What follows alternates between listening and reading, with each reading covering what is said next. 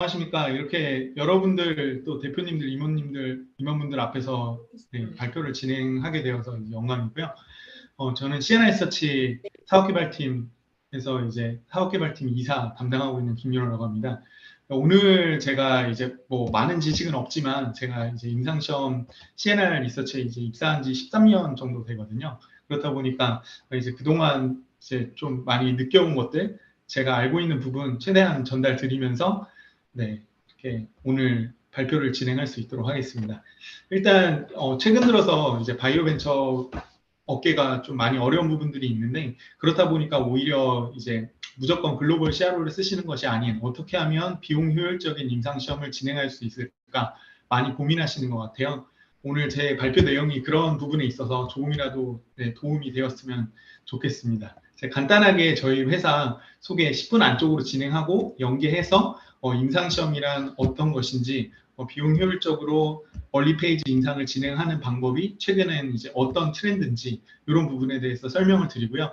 오늘 설명이 오늘 참석하시는 분들에 대한 이제 스펙을 제가 정확히 알지 못하다 보니까 어느 분이 보시기엔 너무 이제 불어다는 부분이다. 어떤 분이 보시기에는 이제 좀 미약할 수 있습니다. 그런 부분들은 향후에 저한테 편하게 연락 주시면요. 제가 좀 더 찾아뵙고 세부적으로 또 설명드릴 수 있도록 하겠습니다. 그럼 시작할 수 있도록 하겠습니다. 네. 저희 C&I 리서치 소개 잠깐 먼저 드리겠습니다. 저희 C&I 리서치는 97년도에 설립된 국내 1호 CRO이고요. 현재 본사는 서울 쪽에 있고 부산지사 조그맣게 운영을 하고 있고요. 중국이랑 싱가포르 쪽에도 해외 지사가 있습니다. 올해 안에 이제 미국이랑 태국 쪽 동남아 지사를 이제 지속적으로 확장 예정이고요. 현재 저희 인원은 이제 500명이 넘습니다. 저희가 이제 97년도에 설립돼서 국내에서 가장 오래된 CRO이고, 그리고 저희가 또 허가용 임상을 위주로 해온 만큼 임상시험 경험이 국내 어느 CRO보다 많다라고 말씀드릴 수가 있겠는데요. 저희는 국내에서 이제 CRO들 중에서는 이제 인력과 매출 규모에서 2021년도 이후로 지속적으로 이제 1위를 달성을 하고 있습니다. 다행히 이제 여러 바이오벤처 또 제약사의 성장과 함께 저희도 꾸준하게 성장을 하고 있고요. 매년 이제 10% 넘게 매년 성장을 하고 있습니다.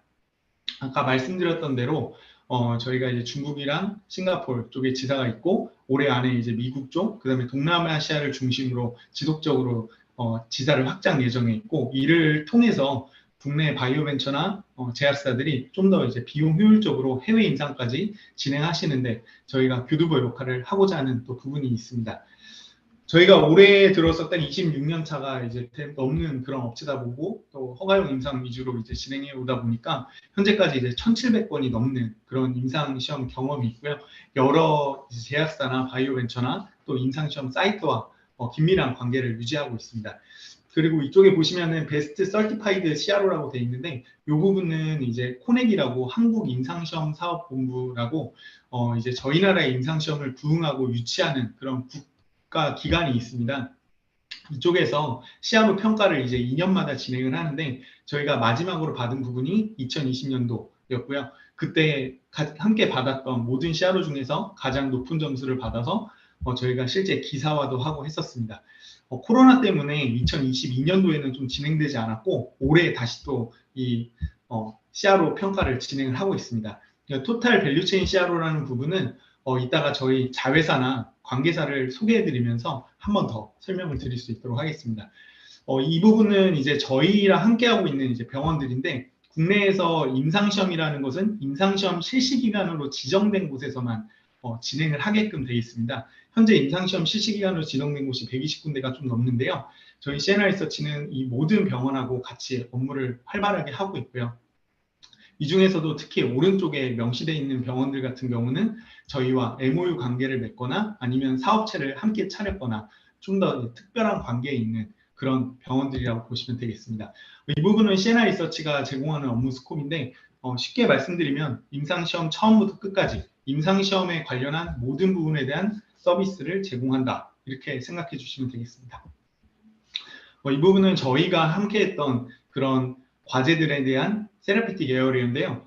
보시면은 이제 뭐 온콜로지나 카디올로지, 엔도크리놀로지 굉장히 다양한 저희가 아까 1,700건이라고 말씀드렸는데 2010년도 이후만 다시 카운트를 했을 때 한 1,368건 정도가 됩니다.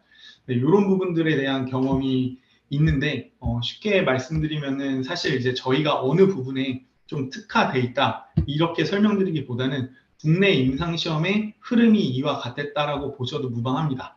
왜냐하면 저희가 국내에서 이제 가장 많은 허가용 임상시험을 진행했고 저희 시에나 리서치가 첨단 바이오 의약품이라든지 국내에서 이제 좀 신규 새롭게 하는 부분들 그런 부분에서는 항상 이제 선도적인 위치를 차지하고 있기 때문이죠.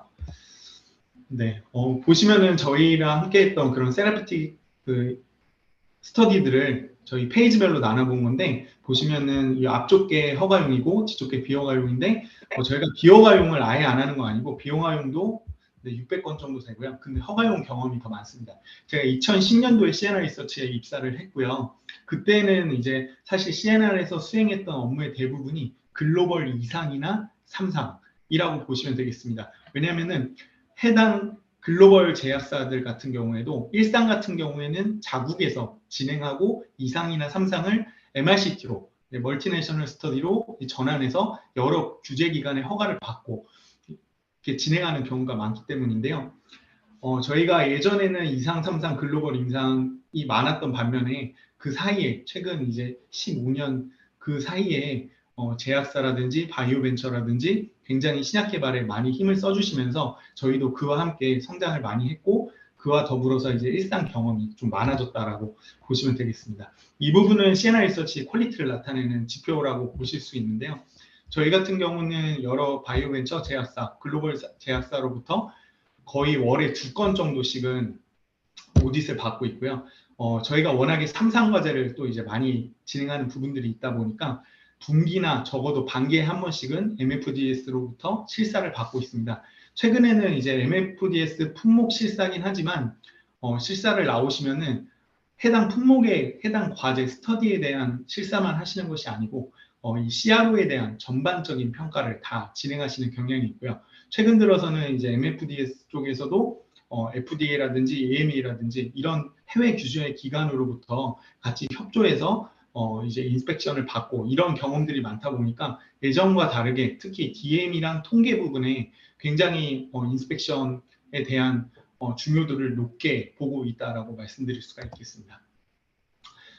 일반적인 그 신약 개발의 프로세스인데요. 신약 개발 같은 경우에는 이제 연구 단계가 있고 크게 이제 나눠서 연구 단계가 있고 이후 개발 단계가 있다라고 말씀드리겠습니다. 이제 후보 물질하고 선도 물질 이렇게 개발된 이후에는 이제 전임상 과정, 요즘에는 이제 비임상 과정이라고 하죠. 해당 이유는 이제 잠시 후에 제가 한번 설명을 드릴 텐데요. 그 다음에 전임상 과정, 비임상 과정을 거쳐서 그 다음에 이제 사람을 대상으로 하는 임상시험 과정을 거치게 됩니다. 그 이후에 이제 NDA를 거쳐서 신약을 이제 출시하게 되는 그런 프로세스라고 보시면 되겠는데요. 이제 디스커버리 단계에서는 잘 아시는 것처럼 치료 가능성이 있는 질병의 원인과 타겟을 선택하고 어떤 물질을 만들기 위해서 아니면 기존에 만들거나 수집한 문제를 선택적으로 구조를 또 이제 변경해서 최적화하는 단계를 거치고 결론적으로 이제 신약 후보 물질을 선정을 하고 동물 실험을 통해서 이제 인비보나 인비트로 테스트 이제 동물에서의 효력 시험은 자체 연구소에서 많이 진행을 하실 거예요.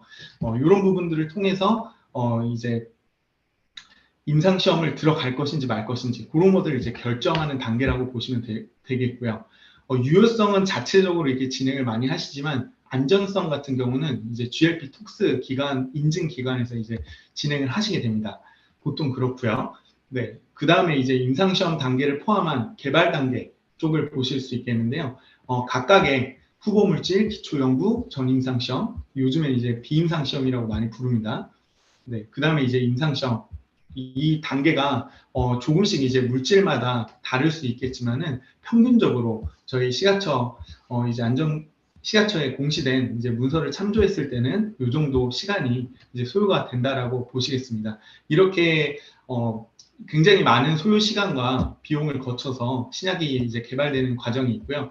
그렇다 보니까 최근 들어서는 이제 끝까지 3상까지 가시는 것보다는 어느 정도 이제 파일럿 스터디를 통해서 1상하고 2A까지 하신 다음에 글로벌 제약사로 라이센스 아웃하는 그런 것들을 이제 목표로 가져가시는 회사들이 굉장히 많다라고 보시면 되겠습니다. 이 부분은 이제 전임상 시험 1상, 2상, 3상에 대한 간단한 이제 소개 자료인데요. 이런 부분들이 어떻게 보면은 일반적으로 다 아시는 부분일 것 같은데 제가 이제 참여하시는 분들의 스펙을 모르기 때문에 한번 간단하게만 기재하고 가겠습니다. 이제 전임상 시험 같은 경우는 이제 후보 물질을 탐색하는 연구 단계 후에 임상 시험 진입을 위해서 반드시 거쳐야 되는 이제 필수 과정이라고 보시면 될 것 같고요. 세포 단위 시험 포함해서 이제 작은 동물이나 영장류 실험들을 통해서 후보 물질의 독성이나 흡수, 대사, 배설, 양리작용, 약물의 유효성 등을 평가하는 과정이라고 보시면 되겠습니다. 그 다음이 이제 1상 임상시험인데요. 보통 임상시험 같은 경우에는 1상, 2상, 3상 이렇게 이제 진행이 되는 부분이 있고 여기 나라마다 조금씩 이제 다른 부분이 있습니다. 예를 들어서 저희 MFDS 같은 경우는 보통 이제 3상을 피보탈 스터디라고 하는데요. 이 피보탈 스터디 결과가 한 개만 있어도 이제 허가가 나는 반면에 FDA 같은 경우는 일반적인 경우에는 보통 이제 2개의 피보탈 스터디를 요구를 하게 됩니다. 물론 이제 첨단 바이오 의약품이라든지 희귀질환 의약품이라든지 ODD 올펀 드럭 데지그네이션 이제 받은 거라든지 상황에 따라서 이제 좀 더 빠른 트랙을 타고 갈 수 있는데 일반적으로는 그렇습니다. 일상 임상 시험 같은 경우는 이제 ADME를 확인하고 약물이 최대 내약성 MTD라고 하죠. 이 부분을 이제 최대 투여량이 얼마까지 우리 약이 투여를 하더라도 이상 반응이 허용 가능한 부분에서 이제 우리 약의 최대 끝까지 올릴 수 있는 농도를 파악하는 그런 과정이라고 보시면 되겠습니다. 보통은 이제 케미컬 같은 경우에는 건강인을 대상으로 하는 경우가 많고요. 첨단 바이오 의약품, GCT 의약품이라든지 아니면 항암제라든지 몇몇 희귀 질환 같은 경우에는 요거를 처음부터 환자를 대상으로 하기도 합니다. 하지만 일반적인 온콜로지가 아닌 일반적인 케미컬인 경우에는 보통 다 이제 건강인을 대상으로 도즈를 이제 올리는 과정이라고 보시면 되겠습니다. 저희가 일상 임상 시험이라고 하면은 보통 5가지 범주로 나뉩니다.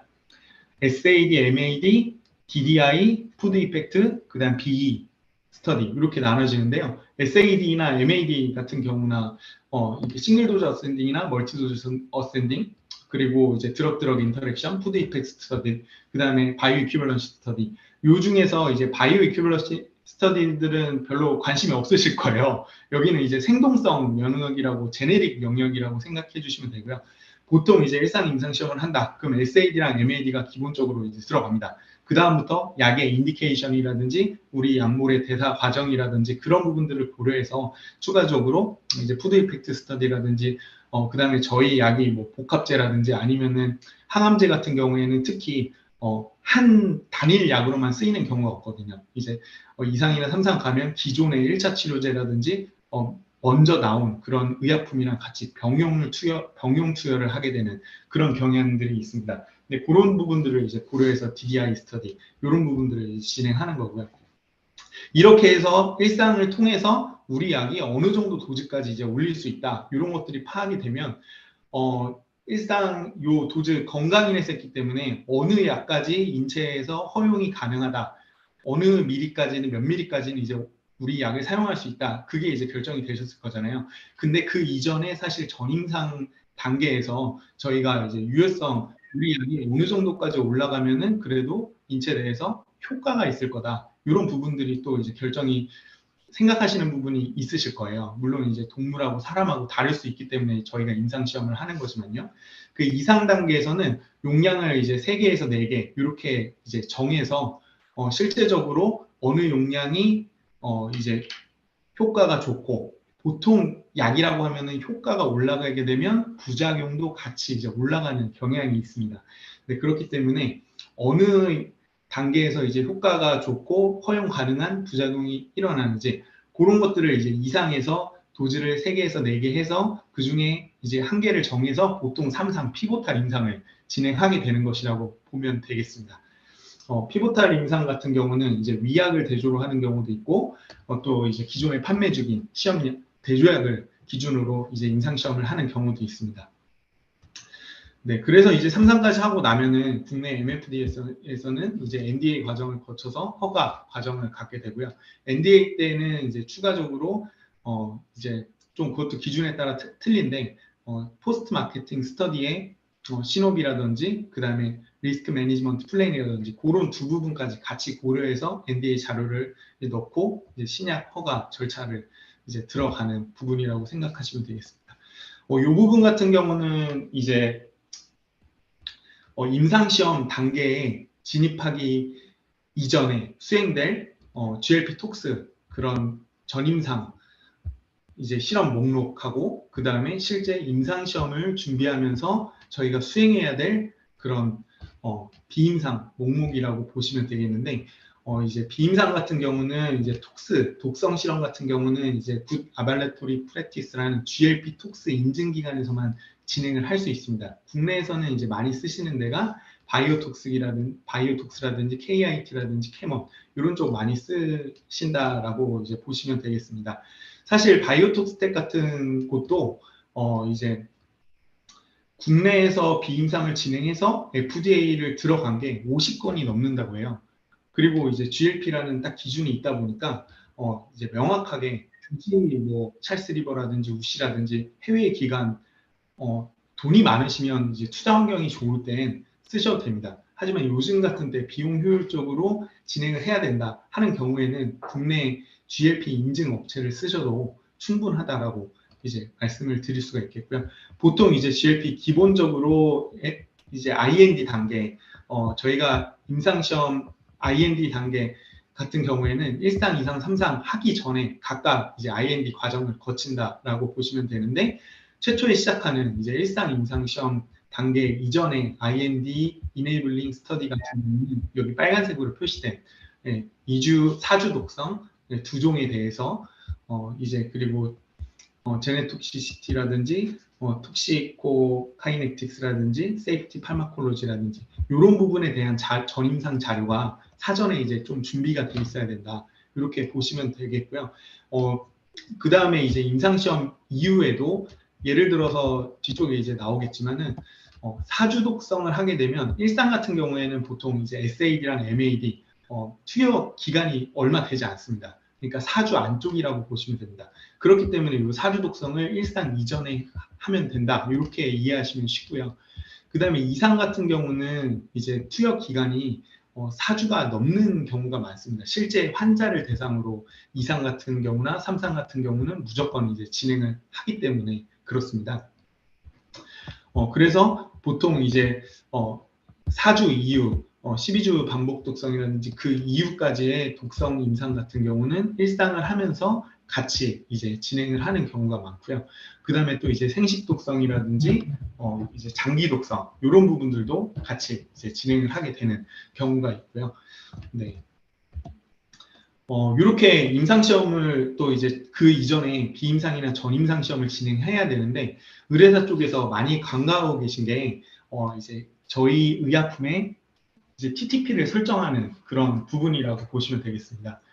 TTP는 이제 타겟 프로덕트 프로파일의 약자이고 목표 제품의 특성을 이제 명시한 부분이라고 생각해 주시면 될 것 같아요. 제품명이라든지 정증이라든지 우리 약이 어떤 식으로 MOA가 있고 작용 기전이 무엇인지 그리고 대상 환자는 무엇으로 하고 치료 기간은 몇 개월 정도 투여하면은 몇 주 정도 투여하면은 치료가 될 것인지 그리고 제형은 무엇인지 뭐 효력은 무엇인지 이런 부분들을 저희가 원하는 부분이랑 실제 저희 약물에서 수용 가능한 부분이랑 이런 부분들을 명확히 이제 정하시고 어느 정도 예상하시고 목표하시고 임상시험이나 전임상을 진행하셔야지 신약 개발이 빨리빨리 원활하게 좀 진행이 될 수 있다. 이렇게 보시면 되고요. 기본적으로 아까 말씀드렸듯이 이런 부분들이 이제 사전에 정해져야 되고 비임상 수행 전에도 적응증이라든지 이런 TTP 안의 내용들이 어느 정도는 이제 정해져야 된다라고 보시면 되겠습니다. 그리고 추가적으로 이제 말씀드리면은 이제 적응증에 따라서 IND 비임상 시험 요구 항목이 틀려질 수 있고 적응증뿐만 아니고 이제 그 투여 경로에 따라서도 이제 달라질 수 있고, 의약품이 첨단바이오 의약품인지 아니면 일반적인 케미컬인지 이런 부분에 따라서도 시험 목록이라든지 시험 방법이 조금 이제 달라질 수가 있으니까 이런 부분들도 저희한테 문의 주시면 이따가 제가 자회사라든지 협력사 소개를 해드리겠지만은 저희 자회사라든지 협력사를 통해서 컨설팅을 다 받으실 수가 있습니다. 그리고 이렇게 해서 이제 IND 승인을 받고 나면은 이제 임상시험이라는 걸 시작하게 되는데, 요 도식 자료 같은 경우에는 그냥 임상시험의 프로세스를 간략하게 기재해 놓은 부분이라고 보시면 될 것 같아요. 저희가 IND를 신청한다. 그 이전에 보통 저희 같은 클리니컬 CRO에서 진행하는 부분 같은 경우에는 이제 임상시험 계획서랑 동의서를 개발하게 되고요. 그 임상시험 계획서 안에 일반적으로 어느 병원에서 이제 임상시험을 하겠다. 이런 내용들이 들어가기 때문에, 그리고 이 임상시험을 하기 전에 실제적으로 병원에서 원하는 병원에서 이 우리 임상시험을 정말 해줄 수 있는 교수님이 있다라는, 그리고 그 교수님께서도 보시기에 우리 임상시험 계획서가 문제가 없다, 이런 부분들을 사전에 확인하고 가면 이제 아무래도 좋거든요.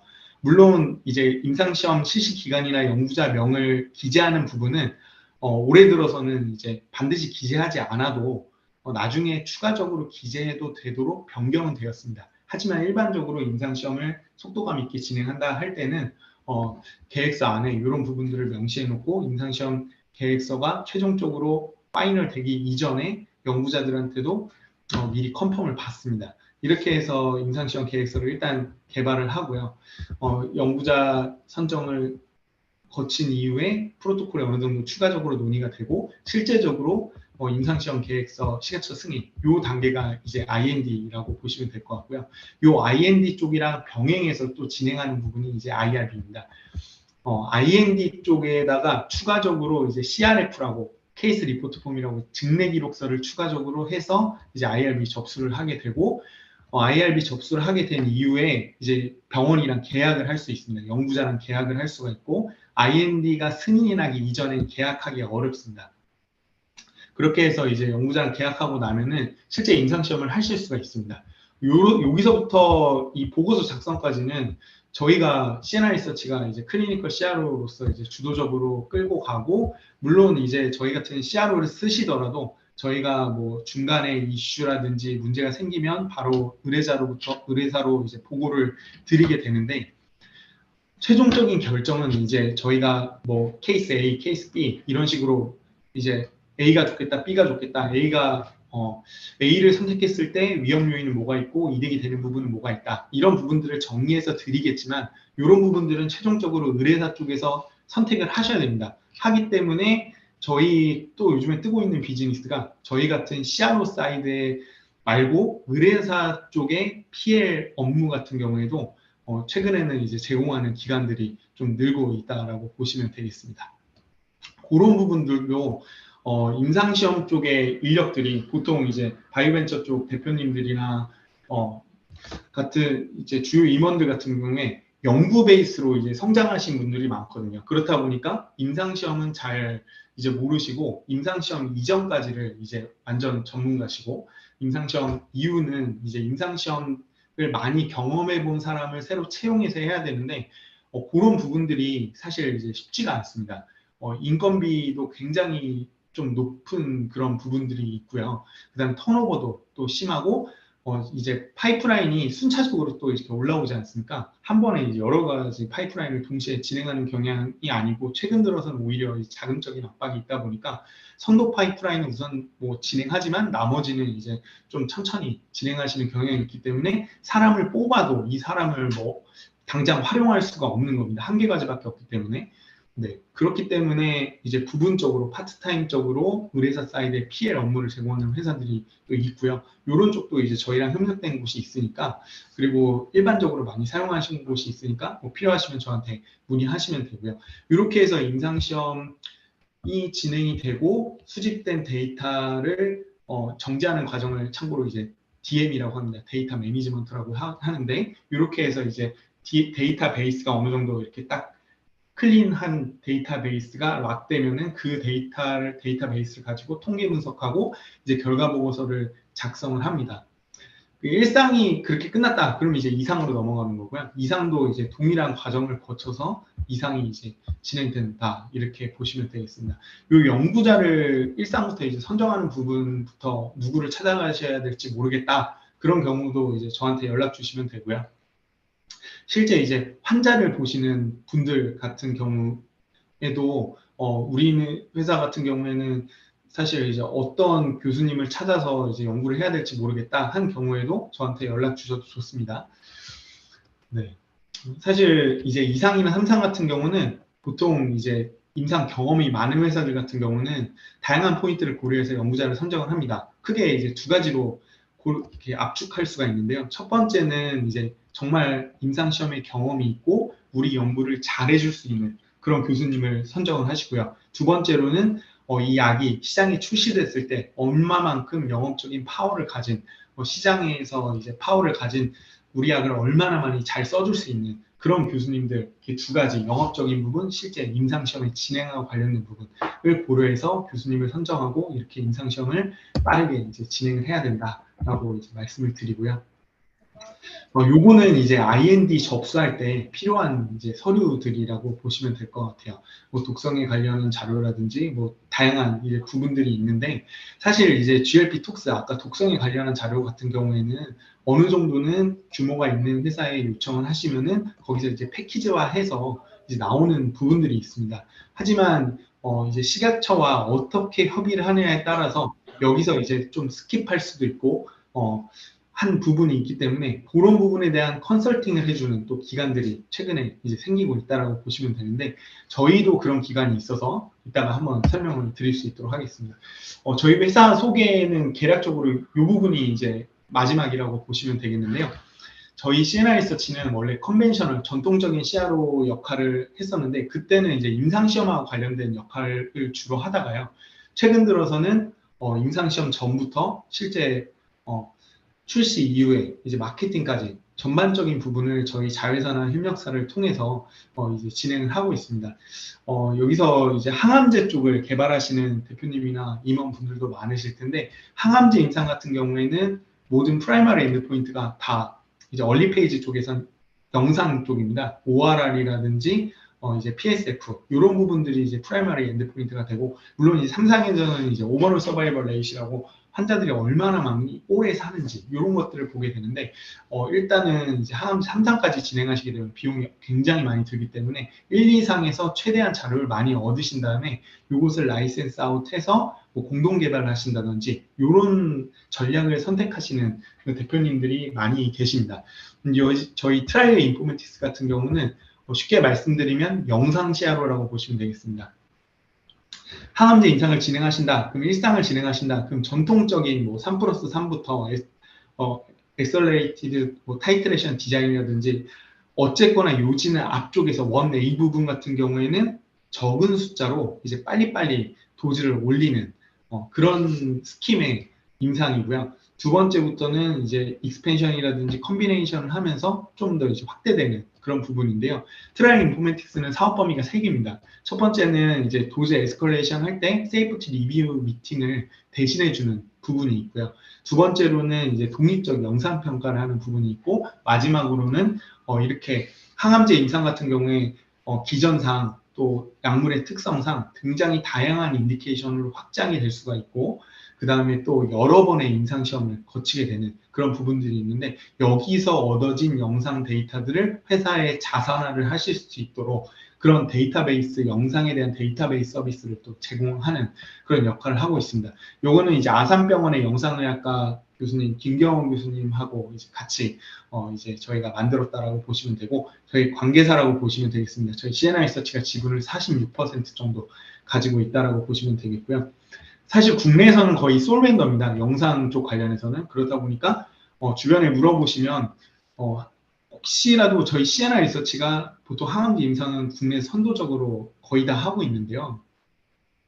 저희랑 안 하시더라도 영상 CRO 같은 경우에 최근에 다 쓰는 경향이 있습니다. 미국 같은 FDA 같은 경우에는 피보탈 임상에서는 무조건 독립적인 영상 평가를 해라 이런 것들이 지침이기 때문에 국내도 그런 부분들이 점차 이제 도입이 되고 있는데 그렇다 보니까 CNR 리서치 안 쓰시더라도 여기는 다 쓰는 그런 회사라고 보시면 되고요.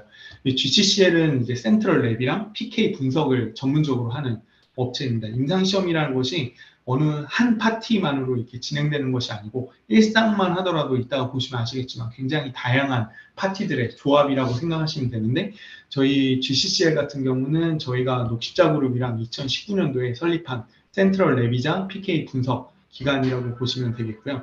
국내에서 아까 저희도 매출과 인력 규모에서 1위라고 말씀드렸는데 GCCL도 센트럴 랩이랑 PK를 모두 합쳤을 때 매출과 인력, 시설 규모에서 2위와는 2배 이상 격차가 나는 그런 국내 1위 업체라고 보시면 되겠습니다.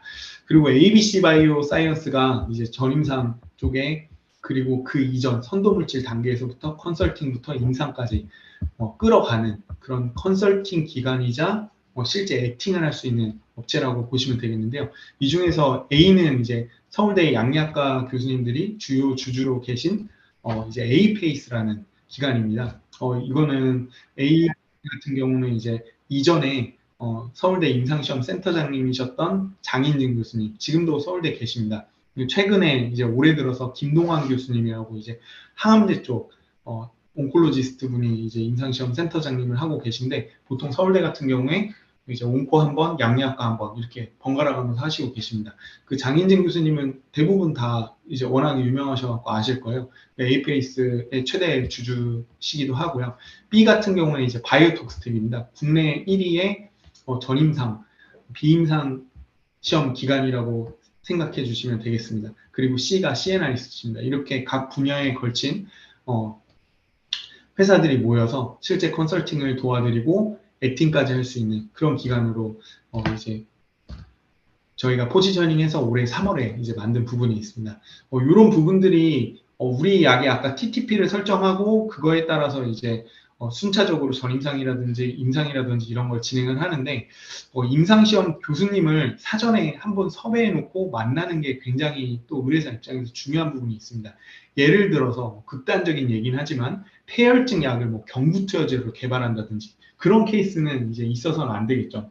폐혈증 환자들 같은 경우는 거의 의식이 없고 음식물을 삼킬 수가 없는데 이제 경구투여제로 개발을 해놓고 일상을 들어가고자 했더니 이제 교수님들이 다 그런 말씀하시는 거죠. 이걸 왜 경구투여제로 개발했냐? 그럼 다시 또 이제 IV 제제라든지 그런 쪽으로 다시 또 이제 변경해서 개발을 해야 되는 그런 좀 극단적인 얘기는 하지만 그런 부분들이 디테일하게 나중에 임상시험 그리고 실제 이약이 판매될 때에 어떤 식으로 이제 어떤 상황에서 쓰이게 되는지 그런 부분들까지 고려해서 전임상이나 임상을 같이 이제 진행하셔야 된다. 그런 부분이 있다 보니까 저희가 이 회사를 만들었다라고 보시면 되겠습니다. 그리고 아임트랄이나 보잉 같은 경우는 저희 이제 시스템인데 요거는 나중에 이걸 설명하면 너무 길어지기 때문에 나중에 저를 따로 불러주시면 한번 설명을 드릴 수 있도록 하겠습니다. 참고로 간단하게 말씀드리면 아임트라이얼 같은 경우는 C디스크 자동화 플랫폼이라고 보시면 되고요. 보임은 저희 자체 개발한 EDC라고 보시면 됩니다. 국내에서는 이제 EDC 시스템 하면은 메디데이터라든지 CRS 큐브라든지 이 두 가지 시스템을 가장 많이 쓰고 있는데 저희도 자체 개발 EDC 시스템이 있습니다. 물론 이제 개발한 지가 얼마 안 돼서 저희가 국내에서 지금 가장 많이 쓰고 있는 거는 메디데이터나 아니면은 CRS 큐브 시스템이라고 보시면 되겠습니다. 그리고 이제 저희도 SMO 사업을 하고 있고요. SMO는 이제 사이트 매니지먼트 오거나이제이션이라고 해서 임상시험 CRC 파견업이라고 보시면 되겠습니다. 그리고 이제 저희도 아카데미를 가지고 있습니다. 이거는 내부 교육기관이고요. 연간 3,000명 정도가 저희 아카데미 교육을 듣고 있고 식약처 임상시험 종사자 교육기관이기도 하고 ISO 인증기관이기도 합니다. 식약처에서 이제 임상시험과 관련된 모니터링 업무를 한다던가 그러면 무조건 의무 교육을 규정을 하고 있거든요. 신입 같은 경우에 24시간, 그 이후에도 매년 8시간 이런 부분들이 있는데 이런 부분들도 저희가 서포트를 해드릴 수 있고 보통 이제 바이오벤처나 작은 제약사 같은 경우에는 이제 임상팀이 잘 갖춰지지 않은 경우가 많으시거든요. 그렇다 보니까 저희 CNR은 이제 같이 성장해 간다는 의미로서 바이오벤처 분들한테 좀 무료 교육을 저희가 같이 계약하고 같이 함께 한다 하시면은 이제 제공해 드릴 수가 있습니다. 네. 이 부분은 이제 오늘 좀 주제랑 이제부터 좀 들어가겠습니다. 네, 글로벌 CRO 관련해서 그리고 또 실제 얼리 페이지 임상시험 관련해서 한번 설명을 드릴 수 있도록 하겠습니다. 이거는 MFDS IND 승인 건수인데요. 이거 공개된 자료입니다. 코넥 쪽 임상시험 사업본부 그리고 시야처 자료라고 보시면 되고요. 보시면은 매년 꾸준하게 거의 증가를 해왔습니다. 작년도부터 살짝 내려갔고 올해는 좀 더 줄어들 것 같습니다. 하지만 임상시험 진행 건수는 기본적으로는 이제 우상향하는 포인트가 있다가 2022년도부터 살짝 조금씩 이제 줄어들고 있는데 이런 부분들이 사실 이제 제약사 같은 경우는 별로 영향이 없습니다. 네, 제약사들 같은 경우에는 뭐 신약 개발도 하고 있지만은 뭐 복합제라든지 이런 계량 신약 쪽을 또 굉장히 많이 하고 계세요. 그렇다 보니까 그리고 또 안정적인 캐시카우가 또 있고요. 그렇다 보니까 사실 이제 바이오 벤처 저희 고객의 거의 60% 이상이 사실 바이오 벤처입니다. 그렇다 보니까 저희가 이제 매년 성장하고 있고 그런 부분이 상당수가 이제 바이오 벤처에 부응하고 관련이 된 부분이 있었는데 사실 올해 같은 경우는 이제 바이오 벤처 중에서 이제 어려운 회사들이 굉장히 많습니다. 기사 같은 거를 이제 몇 개를 캡처해 놨는데 보시면은 이제 투자 여건이 어렵고 저희 나라만 어려운 게 아니고 전 세계적으로 좀 어려운 부분들이 있고 몇몇 회사들은 지속적으로 뭐 좋은 투자를 받고 하겠지만은 대부분의 사실 상황이 좀 안 좋은 부분이 있습니다. 네, 이렇게 이런 상황이기 때문에 사실 제가 예전에 뭐 저희 CNR도 글로벌 임상을 할 수 있습니다. 이렇게 말씀드리면은 투자자들 분들도 그렇고 바이오벤처 대표님들이나 뭐 임원분들도 그렇고 우리 약은 글로벌 신약이어서 이제 글로벌 1위 CRO들이랑 할 거다. 뭐 이렇게 말씀을 주시긴 했었어요. 실제 그렇게 계약도 많이 하시고. 네, 근데 요즘 들어서는 이제 상황이 바뀌었습니다.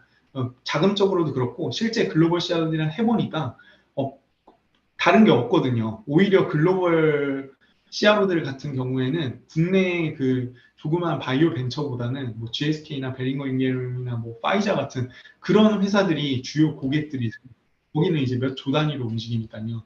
저희 나라에서 이렇게 뭐 몇백억짜리 임상하는 그런 회사들이 결코 중요한 게 아니거든요. 근데 저희 CNR 리서치 같은 경우에는 오히려 이런 바이오 벤처들과 함께 성장하는 부분, 그리고 바이오 벤처랑 같이 성장해야 되는, 저희도 안 그러면 살아남지 못한다. 이런 생각을 갖고 있습니다. 이 부분은 이제 제가 잠깐 설명드리는 부분 중에 이제 얼리 페이지 클리니컬 트라이얼하고 관련된 부분인데 요거는 이제 건강인 대상이라고 보시면 되고 요 뒷장이 온콜로지라든지 GCT 환자를 대상으로 일상부터 이제 진행해야 되는 임상 이렇게 고려해 주시면 되겠습니다. 사실 2015년도부터 17년도까지 뭐 대전 지역도 그렇고 호주에서 임상하신다는 얘기 이렇게 되게 많이 들어보셨을 거예요. 호주에서 임상하시면 좋다. 보통 이제 호주에서 임상을 하신다. 그럼 네 가지 정도의 장점이 있었습니다. 일단 타임존이 한국이랑 좀 비슷합니다. 네, 그리고 코카시안을 대상으로 임상을 할 수가 있습니다. 네, 그리고 세금이 맥시멈 41%가 환급이 됩니다. 네, 요런 부분들이 이제 있었는데 요것들이 그리고 제일 중요한 한 가지 빼먹었네요. 이제 CTN 제도라는 게 있어서 클리니컬 트라이얼 노티피케이션이라는 제도가 있어서 좀 더 빠르게 임상시험에 진행할 수 있다. 이제 호주 식약처를 TGA라고 하는데 TGA의 컨펌을 받고 진행하는 CTX라는 제도랑 호주 같은 경우에는 클리니컬 트라이얼 노티피케이션이라고 해서 지역 IRB만 컨펌을 받고 들어가는 제도가 있습니다. 이 두 가지 제도인데 그러다 보니까 임상시험에 국내 식약처에서 컨펌되지 않는 부분들이 호주에서는 이렇게 좀 진행이 되는 경우가 있었어요. 그렇다 보니까 이제 호주에서 진행을 하셨던 케이스들도 있고, 근데 이거를 세부적으로 따져보시게 되면 이제 맥시멈 41% 세금 환급이 되는 거고요. 최대를 잘 받았을 때 몇 년 뒤에 세금을 41%를 환급을 받는 건데 이 환급을 받으려면 호주에다가 지사를 세우셔야 되고 호주에 인원도 있어야 됩니다. 네, 근데 이런 부분들이 실제적으로 연간 한 3천만 원 정도씩은 계속 드는 부분이 있고 문제는 이렇게 해서 펀딩을 받으면 호주에서밖에 못 씁니다. 근데 일상은 호주에서 하더라도 이상을 호주에서 하시려는 분들은 제가 한 번도 못 봤어요. 이상은 다 FDA나 EMA 들어가시는 거거든요. 네. 그리고 이제 CTN 제도를 활용해서 준비가 뭔가 덜 됐으니까 이제 CTN 제도로 들어갈 거 아닙니까? 국내에서 시가처에서 국내에서도 충분하게 이제 들어갈 수가 있는데 보통 이제 C10 제도로 들어가시는 경우는 가장 많은 이유가 CMC가 뭔가 이제 아직 완전히 좀 안 된 부분이 있다든지 아니면 전임상 항목 중에 뭘 원래 했어야 되는데 우리 약물을 그 경계에 걸쳐 있어서 안 해도 될 것 같다.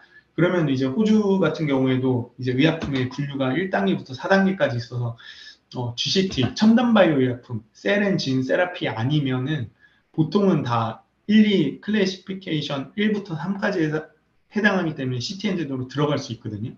근데 결론적으로는 이런 부분들이 다 보완이 되어야지 FDA든 EMA든 들어가실 수가 있는 거고 오히려 부족한 상태로 들어갔다가 이 부분을 나중에 클래리피케이션에서 맞추는 게 더 어렵다라는 말씀을 이제 드리고 싶습니다. 그래서 사실 호주는 지금은 이제 거의 진행을 안 한다라고 보시면 되고요. 네, 최근 들어서 이제 호주 진행하신다라는 분이 있으면 그분은 이렇게 뭔가 좀 제가 이렇게 막 확언적으로 말씀드리기 어쩌면 뭐 사정이 다 있으시겠지만 최근 트렌드에 대해서 좀 잘 모르시는 분이라고 생각하시면 될 것 같아요. 쉽게 말하면. 그 오히려 돈이 많다. 우린 투자를 되게 빵빵하게 받았고 돈이 회사에 유보금이 많다. 그러면 차라리 미국을 가시는 건 지금도 이제 방법입니다. 네. 그리고 호주에서 진행하는 회사들이 워낙에 이제 많았기 때문에 처음에는 투자사들이나 뭐 이제 언론 쪽에서도 이 회사는 MFDS에서 안 하고 호주에서 해. 그럼 뭐 해외에서 임상 시험을 하네. 그러면서 이제 좀 가치라든지 그런 부분들을 높게 이제 그때 잘 모를 때 평가해주고 했었는데 지금은 안 그렇거든요. 누구나 다 호주에 쉽게 갈 수 있다. 이런 부분들을 오히려 MFDS보다 호주 진출하는 게 더 쉽다. 이런 부분들을 알고 있기 때문에 호주에서 임상을 진행하는 부분이 전혀 뭐 장점이 되지 않습니다. 차라리 돈이 있으면 미국으로 가라. 이 부분은 아직까지도 유효하고 대신에 미국 같은 경우에는 일상 건강인을 대상으로 한다. 그렇게 해서 뭐 SAD 5코트, MAD 4코트를 한다. 그러면 거의 한 60억 정도 평균적으로 든다라고 생각하시면 됩니다. 주변에서 이거보다 뭐 더 들었어요. 이런 얘기 들으실 겁니다, 아마. 근데 사실 저희 나라에서도 이런 호주나 미국에서 했던 임상 장점 중에 하나인 코카시안 인종에 대한 임상을 한국에서도 할 수 있습니다. 한국에서 코카시안뿐만 아니고 히스패닉, 차이니즈, 재패니즈 다 할 수 있습니다. 네, 서울대 같은 경우에는 서울대병원 같은 경우에 이런 시스템이 저희가 2022년도 이제 말부터 서울대랑 같이 이런 부분들을 같이 함께 했는데요. 그 이전부터 사실 서울대 같은 경우에는 40건 이상의 코카시안 임상 경험이 있었다라고 보시면 되고요. 한국에서도 이렇게 다양한 인종으로 이제 임상 시험이 가능하고 비용도 미국 대비 지금 50%, 60%로 제가 보수적으로 써놨는데 거의 30% 수준으로도 진행할 수가 있습니다. 그리고 국내에서 이제 시가처에서 또 이제 사실 이제 FDA 같은 경우에 IND는 내주는데 NDA 때는 또 다른 얘기거든요.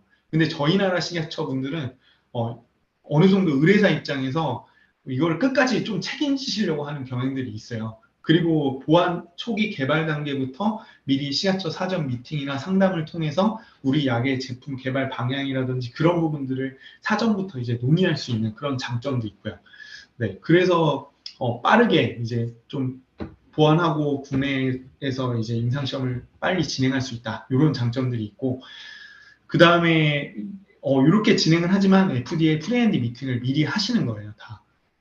이렇게 하면은 국내에서 진행한 아시안 플러스 코카시안 데이터를 FDA에서 이상부터는 이제 인정받아서 그대로 이어서 갈 수 있고 저희는 이미 서울대랑 이런 케이스들을 2020년도부터 만들어서 거의 지금 22건 이상 해왔고 지금 FDA 들어가고 있습니다. 그리고 이렇게 임상을 할 때는 CDSC라는 클리니컬 데이터 인터체인지 스탠다드 콘소시엄의 약자인데요. 이건 이후에 또 설명을 드리겠지만 지금 PMDA라든지 FDA 같은 경우에는 무조건 CDSC로 자료를 제출해야 또 받아주는 그런 부분들이 있습니다. 이제 MMPA라든지 MFDS 같은 경우도 점차 이런 부분들이 이제 적용이 된다 하고 있고요. 그래서 결론적으로는 미국이나 호주 가지 마시고 훨씬 더 저렴한 비용으로 미국 대시 50%, 60% 수준의 임상 비용으로서 시가처랑 빠르게 커뮤니케이션을 하면서 FDA도 프리아인디 미팅 진행하면서 이런 그 이후 후속 임상을 FDA나 EMA로 갈 수 있는 그런 데이터를 미국에서 진행하시거나 호주에서 진행하시면 뭐 미국이나 호주에서도 다양한 인종이 살고 있겠지만 대부분의 그런 인종이 코카시안이 될 거거든요. 근데 저희 나라는 아시안 데이터 플러스 코카시안까지 같이 이제 만들 수 있기 때문에 향후에 라이센스 아웃을 한다거나 그럴 때도 오히려 자료가 훨씬 더 많아지는 그런 부분들이 있는 거죠. 이게 저희약이 이제 일상이 건강인이 아니고 환자를 대상으로 해야 된다. 그런 경우에는 이제 사실 처음부터 요즘에는 이제 세포치료제나 세렌진 세라피라든지 아니면은 뭐 케미컬이라도 온코올로지 제제라든지 이렇게 진행하시게 되면은 이렇게 1, 2상을 컴바인해서 진행하시는 경우들이 많으세요. 1A 플러스 1B라든지 아니면은 1 플러스 2A 이런 식으로 이제 진행을 하시는데 어차피 원 부분은 이제 케이스 되게 적은 숫자로 이제 도즈를 빨리 올리면서 진행합니다. 뭐 트레디셔널 3 플러스 3 디자인이라든지 뭐 엑셀레이티드 타이트레이션 디자인이라든지 아니면 PGED 모델링 베이스의 이런 룰 베이스, 모델링 베이스의 디자인 모두 다 결론적으로는 빨리 이제 진행을 몇 명 소수의 환자를 대상으로 코호트가 형성이 돼 있고 이걸 빨리빨리 올리는 그런 상황이기 때문에 뭐 사이트를 많이 가져가려야 많이 가져갈 수가 없고 그럴 필요도 없습니다. 그냥 몇 개 소수의 한두 개 많아야 3개 정도 사이트에서 도즈를 이렇게 빨리 에스컬레이션 해야 되는 그런 상황인데요. 요게 이제 1A라고 생각하시면 되고 이 부분이 1B라든지 2A라고 생각하시면 되는데 1A 미리 이제 프로토콜을 1A 플러스 1B 이렇게 짜놓으시고 국내랑 이제 해외랑 같이 다 서브미션을 넣어놓으시는 거예요. 그리고 일상은 한국에서 빨리 진행을 하고 요거 저희가 미리 다 FDA랑 EMA 쪽에 컨펌을 받아놨으니까 이제 익스펜션 하는 부분에 있어서는 이제 해외 쪽으로 그때 이제 확장을 하시는 거죠. 오히려 이렇게 하시는 게 빠르고 올해 들어서는 오히려 유럽에서만 진행하시다가 혹은 미국에서만 진행하시다가 한국을 레스큐로 넣는 경우가 있습니다. 네. 이런 케이스들이 많아지는데 문제는 이렇게 이제 진행은 다 가능하고 저희는 이렇게 진행하는 케이스가 있는데 저희가 진행을 해보니까 가장 많이 이제 난항이 예상되는 부분이 항상 이제 미국 같은 경우는 이제 CGMP를 따라서 진행을 하셔야 되고 유럽은 이제 EU GMP를 따라서 진행을 하셔야 되는데 EU 회원국인 경우에는 네 근데 이 CGMP 같은 경우는 2A까지는 네, 요 CGMP 뭐 30 같은 거를 내시진 않아도 돼요. 그냥 GMP 공장장이 써주는 GMP 디클라레이션 레터 요걸로써 이제 가늠이 되거든요. 네, 근데 이제 EU GMP 같은 경우에는 EU GMP 30를 받아야만 일상이라도 이제 시작을 할 수가 있습니다. 그러니까 요거는 임상시험 전에 받아야 되는 거고, 요거는 임상시험 중간에 이제 디벨롭하는 그런 CGMP가 이제 커런트 GMP이기 때문에 완전히 끝날 때까지는 이제 완성이 되는 거라고 보시면 되기 때문에 그렇게 이제 좀 차이가 있다. 요거는 진행 중에 좀 보완할 수가 있고, 요거는 미리 다 만들어야 된다. 네. 그래서 요 부분을 미리 이제 CMO 기간 선정할 때부터 우리가 FDA라든지 이제 유럽 쪽을 나중에 시장 또 임상시험을 타겟을 하는데 만약에 관련 규제 기관에서 이런 부분들을 요구를 하면은 니네들이 대응을 해줘야 된다. 이 부분을 항상 확인하시고 CMO랑 또 계약을 하셔야 됩니다.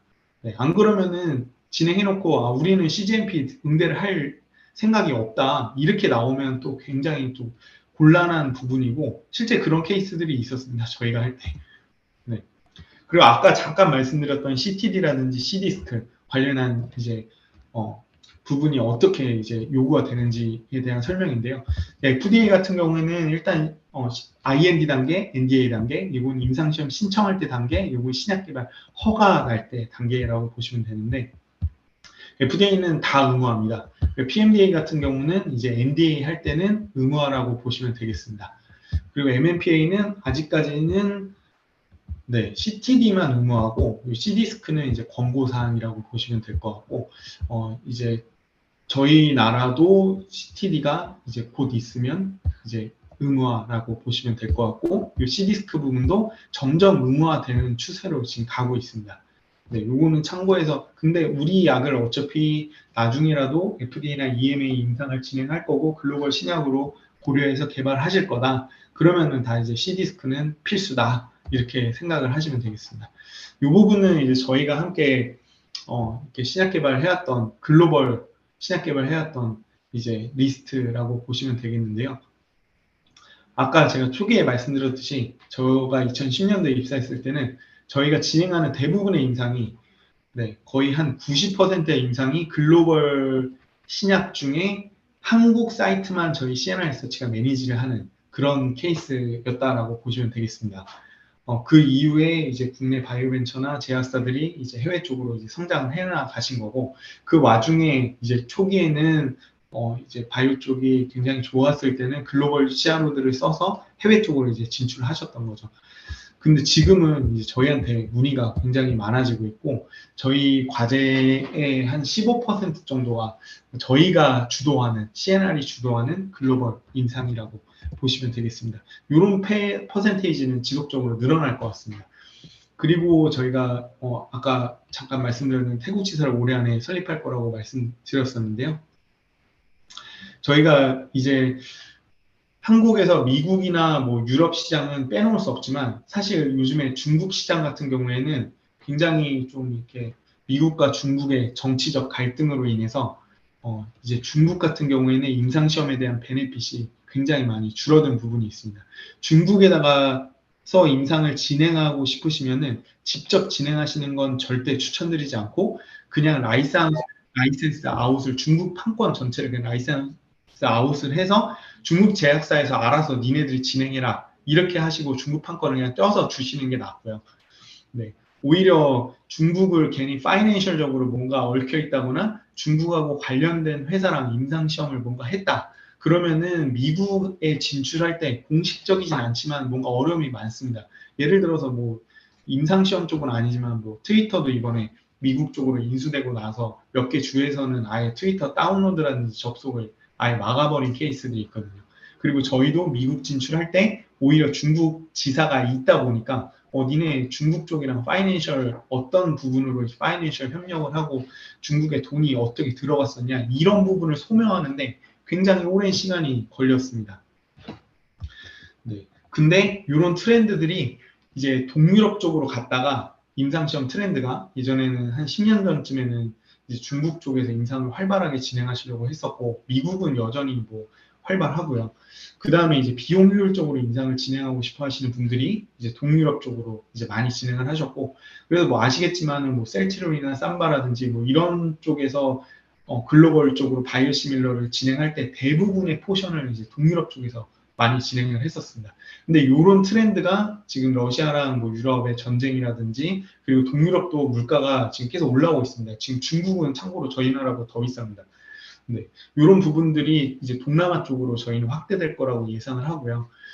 저희가 이제 타일랜드 쪽이랑 했을 때 이미 뭐 LG라든지 SK라든지 타일랜드 쪽에서 많이 임상을 진행하고 있습니다. 태국이라든지 필리핀 쪽에서. 이런 부분들이 진행되는 이유가 이쪽도 영어를 굉장히 잘 하고요. 의료 수준도 어느 정도 이제 저희 나라보다는 아니지만은 받쳐주고 있고, 그 다음에 비용도 저희 나라의 거의 2분의 1에서 3분의 1이라고 생각하시면 됩니다. 한국 연구자 비행. 그렇다 보니까 이제 한국에서만 하시려는 임상도 한국, 태국 같이 하든가 한국, 필리핀 같이 하면은 오히려 한국에서 원래 임상하던 비용, 그 비용에 한국, 태국까지 멀티내셔널 스터디를 할 수 있고, 그 비용 안쪽으로 다 끝낼 수 있고, 허가는 두 나라에서 다 같이 나는 겁니다. 그리고 이제 아세안 연합이라고 또 6개국이 연합된 데 있어서 태국에서 허가가 나면 또 6개 나라가 또 이제 같이 또 날 수 있는 가능성이 있기 때문에, 이렇게 저희가 올해 안에 지사를 설립해서 활발히 진행하려고 하고 있고요. 이 부분은 이제 건강인 일상, 그 페이지 1 할 때 어떤 식으로 임상이 RNR이 진행되는지, 뭐 버젯은 얼마인지 이런 부분은 좀 궁금해 하실 것 같아서 제가 따로 준비를 해본 겁니다. 근데 건강인 일상이다. 그 의뢰사는 뭐 CRO나 연구자랑 계약하고 돈 주면 뭐 하는 게 없냐. 아까 말씀드렸듯이 다 맡겨도 의뢰사가 하실 일이 있습니다. 그 스폰서에서 기본적으로 하시는 역할은 전체적인 이제 프로젝트 관리. 저희도 프로젝트를 관리를 하지만 그래도 이제 의뢰사 쪽에서 결정해야 될 부분들이 분명히 있습니다. 그리고 IP에 대한 준비, 요거는 이제 의뢰사 쪽에서 하셔야 되고, 그다음에 저희 쪽에서는 이게 일상인데 환자를 대상으로 진행한다. GCT나 온콜로지다. 그럼 저희 쪽에서 프로토콜 씁니다. 그리고 이게 만약에 그냥 건강인 대상으로 한다. 그럼 임상양리학과에서 보통 프로토콜을 작성한다라고 보시면 되겠습니다. 이제 CSR도 마찬가지고요. 그리고 저희 같은 경우에는 프로젝트 관리, 실제 임상시험의 진행, 그 다음에 뭐 인허가 규제에 대한 대관, 그리고 데이터 관리라든지 통계 분석, 이런 부분들을 국제적인 기준인 CDS크에 맞춰서 진행을 하고 여러 벤더들을 또 관리를 하는 역할을 보통 저희가 합니다. PK 분석 기관이라든지 이제 건강인에서는 센트럴 랩을 보통은 안 쓰시는데 뭔가 특별한 바이오마커가 있다거나 아니면 엘라이저 분석이라든지 아니면 진행 셀 세라피 같은 경우에는 뭐 플로사이토메트리 같은 이렇게 특별한 케이스들이 있으면 이제 센트럴 랩도 들어가는 경우가 많고 아니면은 이제 보통 일상에서는 건강인을 진행한다 그러면 PK 분석 기관은 반드시 들어갑니다. 그리고 전임상을 기반으로 휴먼에서의 노알 값을 정하고 어느 도주부터 이제 투여할지 이런 부분들을 정해야 되는데 그 부분 같은 경우에는 그냥 고식적으로 동물에서 이만큼에서 이상만을 보였으니까 휴먼으로 전환하면 뭐 얼마다 예전에 이렇게 했었고 지금도 그렇게 하시는 분들 많은데 요 분들이 최근에 FDA나 국내도 이제 많이 활성화가 돼서 PK/PD 모델링을 통해서 좀 더 노알 값이라든지 어디서부터 우리 임상을 정말 용량을 정해서 시작할 거다. 이런 부분들이 이제 PK/PD 모델링을 통해서 다 최근 들어서는 이루어집니다. 왜냐면은 일상에서의 가장 낮은 용량을 어디서부터 시작할지 이제 정하는 거랑 그다음 아까 임상 시험이 제가 도즈를 몇 개 정한다고 했잖아요. 그러면 어떤 도즈 몇 개를 어떻게 정할 건지 그런 부분들이 일상 임상 시험에서 수집된 데이터를 갖고 또 이상에서의 모델링을 통해서 정하고 이런 부분들이기 때문에 이런 부분들을 이제 저희 쪽에서 진행을 하고 참고적으로 이거는 서울대에서 아까 제가 에이페이스라는 기관이 있다고 했었잖아요. 그쪽에서 이제 PK/PD 모델링을 진행하고 기존에 뭐 어디서 하셨는지 모르겠는데 이쪽에서는 거의 뭐 2,000에서 2,500만 원 사이에 이 서비스를 다 이제 제공을 해줍니다. 기존에 다른 업체들 기준을 하셨던 데가 아마 4,000에서 5,000 사이 정도가 될 거의 그 반값인데 서울대 박사님들이 다 해준다. 그리고 실제 임상을 진행할 수 있는 부분까지 다 고려해서 이런 부분에 대한 작업이 들어간다라는 부분이 거의 독보적인 장점이라고 볼 수가 있겠습니다. 그 임상시험 사이트에서는 아까 건강인을 대상으로 할 때는 프로토콜이나 CSR 만들어지고 실제 임상시험의 진행을 여기서 다 합니다. 그리고 지금 통계 분석은 같이 다 들어가 있는데 저희 쪽 그 스태티스티컬 어널리시스거든요. 일반적인 통계 분석이라든지 CD스크 중에 그 STDM은 이제 DM 쪽에 CD스크를 지칭함이고요. 스터디 데이터 타블레이션 모델을 얘기하는 거고 그 통계 쪽에서도 아담이라고 이제 별도로 용어가 있습니다. 그 부분은 저희가 하고 대신에 이제 PK 쪽에 대한 해석은 이제 보통 서울대에서 한다. 이렇게 생각하시면 되겠습니다. 대략적인 만약에 저희가 SAD, MAD 합쳐서 9코 정도 한다. 요거는 이제 실제 뭐 전임상의 결과나 약물 특성에 따라서 분이 더 줄어드는 케이스가 많습니다. 실제적으로는. 네, 그렇게 할 경우에 CRO 비용은 한 7억에서 8억 정도 나오고요. 인베스티게이터 피 같은 경우는 이제 9억에서 11억 정도 나옵니다. 요거는 어느 병원을 가셔도 미리 교수님들이 얘기해 주지 않아요. 이건 저희가 경험적으로 추정한 거라고 보시면 되겠습니다. 교수님들은 일단 프로토콜을 짠 다음에 그 프로토콜에 따라서 이게 실제 진료비라든지 교수님 연구자비라든지 대상자 보상비라든지 이 세 부분을 고려해서 이렇게 제안을 하시는 경우가 일반적입니다. 그리고 GCCL이나 APS 같은 PK 분석 기간 비용이 이제 1.5억 정도 든다라고 보시면 되고 그 다음에 이제 PTC 2,000, 3,000 이렇게 적어놨는데 PTC에 해당하는 거는 뭐 교통비, 인쇄비, 레귤레토리 서브미션에 해당하는 심의비 뭐 이런 부분인데 제가 넉넉하게 요건 잡아놓은 겁니다. PTC 같은 경우에는 거의 요거보다 훨씬 더 적게 듭니다. 그 GCCL 같은 경우는 아까 PK 분석 기간이라고 말씀드렸잖아요.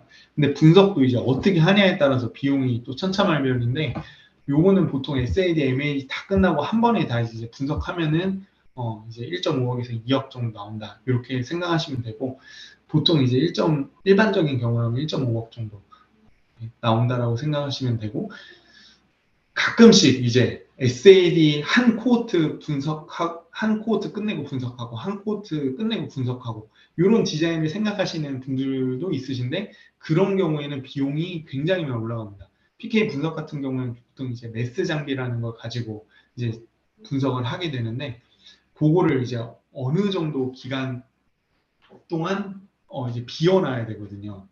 만약에 한 코호트 끝나고 코호트 임상 1상 하면은 아웃 코트 하면 보통 이제 8개월 정도에서 9개월 정도 걸린다라고 생각하시면 되거든요.